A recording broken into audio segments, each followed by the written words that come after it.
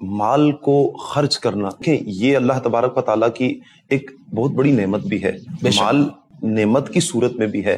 وہ ایک الگ بات ہے کہ اسے فتنہ بھی کہا گیا ہے, آزمائش بھی اس کو کہا گیا ہے کہ جب حد سے تجاوز کر جائے تو سرکشی کا خوف بھی رہتا ہے.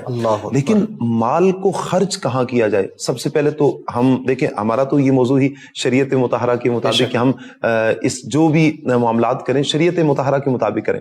نبی پاک صلی اللہ علیہ وسلم کی ایک حدیث مبارکہ میں یہاں پر سناؤں گا.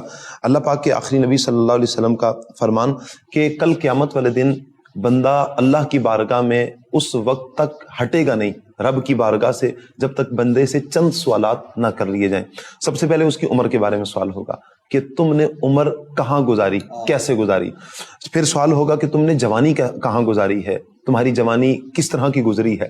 پھر سوال ہوگا کہ مال تم نے کمایا کیسے ہے, کمانے کے ذرائع کیا تھے. اور پھر اگلا سوال ہوگا کہ اس مال کو تم نے خرچ کہاں کیا ہے.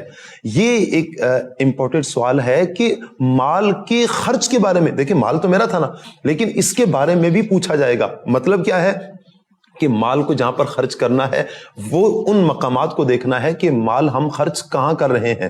اب زکوٰۃ فرض ہے اور بندہ زکوٰۃ نہیں ادا کر رہا تو یہ بھی گناہ کر رہا ہے. اچھا, اسی طرح صدقات واجبہ ہیں, صدقہ فطر وغیرہ دیگر جو معاملات ہیں وہاں پر وہ نہیں کر رہا. بالمقابل دیکھا جائے تو گناہوں کے معاملات میں وہ خرچ کر رہا ہے. وہ شادی بیاہ میں بے جا کی رسومات میں وہ خرچ کر رہا ہے. اتنا خرچ کر رہا ہے کہ الامان, وہ پٹاخے ہوں, وہ سرسریاں ہوں, اچھا وہ حد سے تجاوز کر رہا ہے. تو اس چیز کو شریعت مطہرہ نے پسند نہیں کیا. تو مال کو جہاں پر خرچ کرنا ہے اس کے بارے میں بھی ہم سے کل قیامت والے دن پوچھا جائے گا. اور اس کو شریعت مطہرہ نے بیان بھی کر دیا. ہمارا اسلام اتنا پیارا دین ہے کہ اس کو بھی بیان کر دیا کہ تم نے اپنے مال کو خرچ کہاں کرنا ہے. دیکھیں زکوٰۃ ہے نا, اس زکوٰۃ کا آپ بنیاد پر جائیں, اس کے ڈیپ میں جائیں تو دیکھیں اس کی لاجک کیا ہے, کیوں زکوٰۃ فرض کر دی گئی.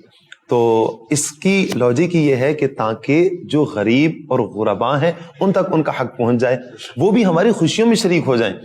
ہم جس طرح خوش ہیں ایک بیلنس سوسائٹی بھی ہو. جی ایک بیلنس سوسائٹی ہو اور معاشرہ ہمارا ایک پرامن ہو, ایک پرامن فضا قائم ہو اور کسی کو کسی کے آگے ہاتھ پھیلانے کی حاجت پیش نہ آئے. تو اس لیے جہاں پر خرچ کرنے کے بارے میں شریعت مطہرہ نے بتایا ہے وہیں پر خرچ ہونا چاہیے, اور جہاں سے منع کیا گیا ہے وہاں پر خرچ کرنے سے باز آنا چاہیے.